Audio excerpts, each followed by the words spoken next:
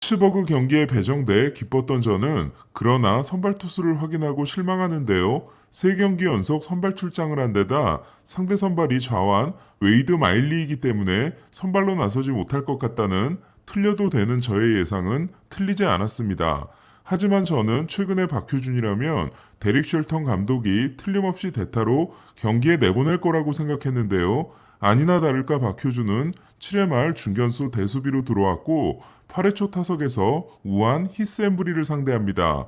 강속구 투수인 햄브리는 박효준을 상대로 96마일, 96마일, 96마일, 95마일 빠른 공만 4개를 던지는데요. 박효준은 바깥쪽으로 들어온 95마일 공을 밀어쳐 좌중간을 가르는 2루타를 만들어냅니다. 피츠버그 데뷔전에서 카일 깁슨을 상대로 날린 7회 2루타가 그날 피츠버그의 첫 장타였던 박효준은 오늘도 피츠버그가 기록한 유일한 장타를 2루타로 장식하는데요. 이로써 이적 후 5경기 연속 안타, 7개의 안타 중 4개가 2루타인 박효준은 이적 후 성적이 17타수 7안타, 타율 4할 1푼 1리, 장타율 0.647이 됩니다. 더 고무적인 건 박효준이 날린 2루타의 방향이 부채살처럼 퍼지고 있다는 건데요. 물론 타격 실력이 증명됐다고 보기에는 턱없이 부족한 샘플 사이즈지만 군더더기 없는 부드러운 스윙, 그리고 공을 받쳐놓고 침으로써 강한 타구를 만들어내는 모습은 트리플 A에서 기록한 타격 성적이 결코 우연이 아니었음을 말해주고 있습니다.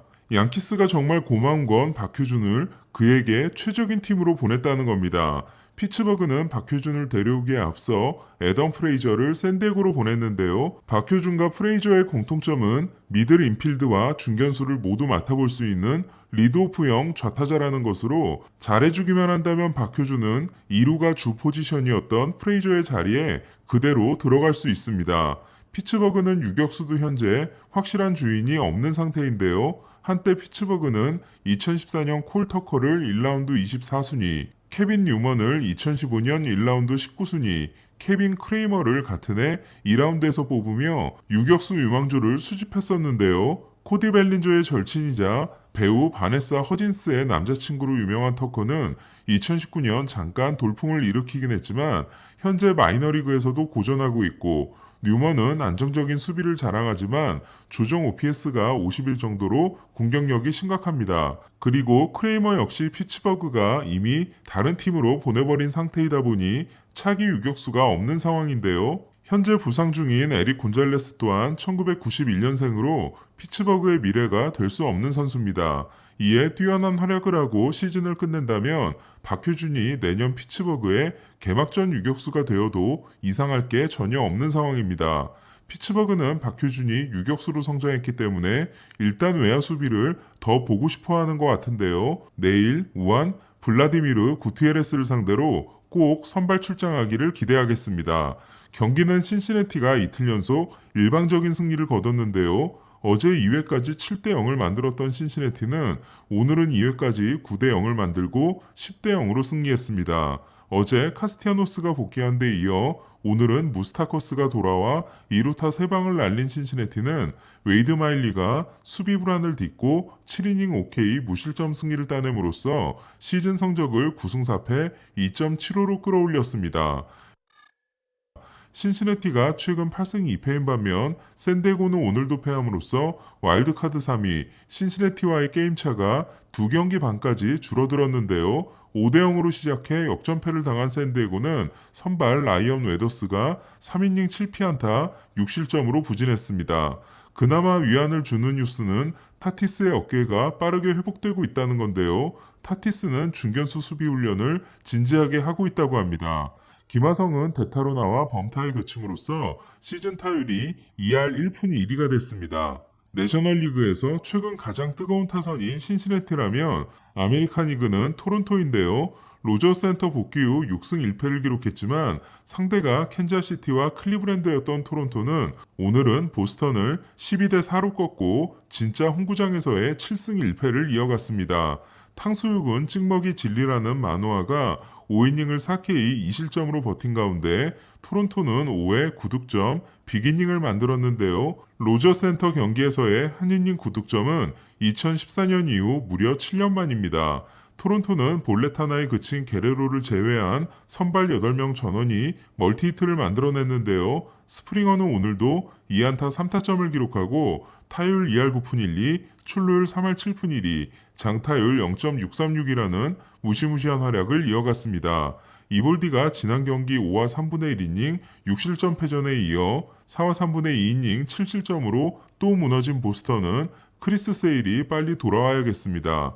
화이삭스는 윈디시티 시리즈에서 컵스를 8대6으로 꺾었는데요. 하지만 킴브럴의 친정팀 사랑 때문에 진땀을 빼고 승리했습니다. 메이저리그 평균자책점 1위 랜스 린이 6이닝 8K 1실점, 메이저리그 다승 1위 카일 핸드릭스가 6이닝 7K 2실점으로 모두 호투한 경기에서 화이삭스는 클리브랜드에서 데려온 세자르 에르난데스의 8회 투런 홈런으로 4대1의 안전 스코어를 만드는데요. 그러나 8회 말에 올라온 킴브럴은 2017년 7월 15일 이후 4년 넘게 홈런을 치지 못하고 있던 타자인 앤드류 로마인에게 동점 3런 홈런을 맞습니다. 킴브럴의 3피안타 경기는 10년 만이자 통산 두 번째, 3런 홈런 허용도 통산 네 번째이자 2019년 옐리치에게 맞은 후 처음인데요. 킴브럴이 화이삭스에 와서 무너진 건 물론 오늘이 처음이지만 킴브럴과 리암 핸드릭스, 특급 마무리 둘을 같이 쓰겠다는 화이삭스의 생각이 과연 성공적일지는 두고 봐야겠습니다. 한편 리는 평균자책점을 2.07에서 2.04로 낮춰 2위 워커 뷰러와의 차이를 0.12로 벌렸는데요. 핸드릭스가 14승에 실패한 반면 13승으로 공동 1위인 훌리오 우리아스는 내일 에인절스를 상대로 등판합니다. 6연승을 질주한 필라델피아는 내셔널리그 동부 1위에 올랐는데요. 필라델피아가 5월 8일 이후 첫 단독 1위인 반면 필라델피아에게 패한 뉴욕 매츠는 최근 2승 7패의 부진이 이어지고 있습니다. 마감 시한 때 데려온 카일 깁슨이 지난 경기 6과 3분의 2이닝 2실점 승리에 이어 오늘도 6이닝 1실점 승리를 따내고 1대1 균형을 허무는 결승 적시타를 직접 날려 데뷔 후 처음으로 타점을 올린 필라델피아는 최근 하퍼가 힘을 내고 있는데요. 어제 통산 250호를 날렸던 하퍼는 2대1로 앞선 8회 말 타석에서 에드윈 디아스의 99마일 공을 쐐기 투런 홈런으로 연결시키는 결정적인 한 방을 날렸습니다. 후반기 성적이 4할 1푼 8리 4홈런 10타점인 하퍼는 타율 3할 4리가 내셔널리그 5위, 출루율 4할 1푼 5리가 내셔널리그 2위, 장타율 0.568이 내셔널리그 4위, OPS 0.983이 내셔널리그 3위인데요. 필라델피아가 포스트 시즌에 진출하면 강력한 MVP 후보가 될 수도 있습니다. 최근 분위기가 말이 아닌 매치는 4회 무사 만루에서 스트로먼의 3구 삼진 후 니모의 병살타가 나왔는데요. 뛰어난 방망이 실력을 자랑하지만 공 3개를 그냥 지켜보고 들어간 스트로먼은 감독이 스윙하지 말라고 했다고 밝혔습니다. 템파베이는 라이언 야브로가 2경기 연속 5이닝 5실점에 그쳤는데요. 하지만 그 2경기를 모두 승리했습니다. 템파베이에게는 회심의 영입인 넬슨 크루즈는 첫 3경기에서 2개의 홈런을 친 후 7경기에서 홈런 없이 1타점으로 조용했는데요. 하지만 오늘은 6회 동점 3런 홈런에 이어 8회 역전 2타점 2루타를 날려 5타점을 올리는 대활약을 했습니다.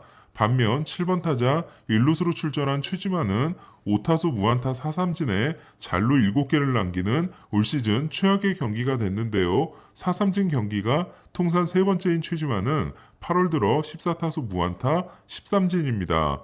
템파베이는 2위 보스턴과의 게임차를 2경기 반으로 벌렸습니다. 반면 3위 양키스는 보스턴과의 게임차를 한 경기로 좁혔는데요. 콜과 몽고메리의 코로나 확진으로 인해 불펜 데이를 했던 양키스는 9명의 투수가 11이닝 9K 1자책이라는 대활약을 했습니다. 팀 역사상 최초로 2이닝 이상을 던진 투수가 한 명도 없는 경기가 된 양키스는 2이닝 이상 던진 투수 없이 연장전을 승리한 메이저리그 최초의 팀이 됐는데요. 10회 말 스탠튼의 적시타로 동점을 만든 양키스는 11회 초 승부치기를 무실점으로 막고 11회 말 가드너가 끝내기 안타를 날렸습니다. 후반기 성적 14승 6패가 아메리칸 리그 1위에 해당되는 양키스는 부상 선수들이 돌아올 일만 남았는데요. 반면 시애틀은 그레이브먼 트레이드 후 3승 7패에 그치고 있습니다. 울면서 시애틀을 떠난 그레이브먼이 휴스턴에서 2와 3분의 1이닝 5K 1피안타 무실점인 반면 디포토 단장이 미래를 대비하겠다며 그레이브먼을 보내고 영입한 디에고 카스티오는 오자마자 블론 세이브를 범한 데 이어 오늘도 8회 말 1대1 동점을 허용하는 블론 세이브를 범했습니다. 어제 마무리 알렉스 레이에스가 올라오자마자 5타자 연속 4사구를 내주고 교체되면서 이게 야구냐급 역전패를 당했던 세인트루이스는 캔자시티를 꺾고 3연패에서 탈출했는데요. 웨인라이트는 7이닝 6K 2실점 승리를 거두고 통산 10번째 10승에 성공했습니다. 이제 세인트루이스에서 웨인라이트보다 10승을 더 많이 만들어낸 투수는 14번을 기록한 박 깁슨밖에 없습니다. 세인트루이스가 갈 테면 가라고 나오는 바람에 1년 800만 달러 계약에 그쳤던 웨인라이트는 10승 6패 3.48의 좋은 성적과 함께 메이저리그 4위에 해당되는 이닝을 소화하고 있는데요. 특히 팀이 연패 중일 때 등판한 5경기에서 4승 평균 자책점 2.18을 기록하고 있습니다. 내일은 김광현이 류현진보다 먼저 캔자시티를 상대하는데요. 류현진이 메이저리그에서 상대하지 못한 팀은 딱 2팀, 다저스와 캔자시티입니다. 코로나 때문에 난리가 난 미러키는 샌프란시스코를 2대1로 제압했는데요. 미러키의 코로나 부상자 명단에 옐리치, 헤이더, 하우저, 히우라, 라우어를 포함한 무려 8명이 올라 있습니다. 샌프란시스코 로건앱이 6이닝 9K 1실점, 미러키 코빈 번스가 7이닝 5K 1실점으로 아비사일 가르시아와 브랜든 벨트의 솔로 홈런이 유일한 득점이 된 두 팀은 1대1로 연장 이닝을 시작했는데요. 10회 초를 무실점으로 막은 미러키는 10회 말 선두타자 라우디 텔레스가 데뷔 첫 끝내기 안타를 때려냈습니다. 브렌트 수터는 오늘도 9원승을 따냄으로써 11승째가 됐는데요. 11승은 핸드릭스와 우리아스에 이은 메이저리그 공동 3위에 해당됩니다. 후반기 13승 5패, 코로나가 터진 후 8승 2패인 미러키는 올 시즌 내셔널리그 서부를 상대로 20승 6패인데요. 카운셀 감독은 통산 500승을 달성했습니다.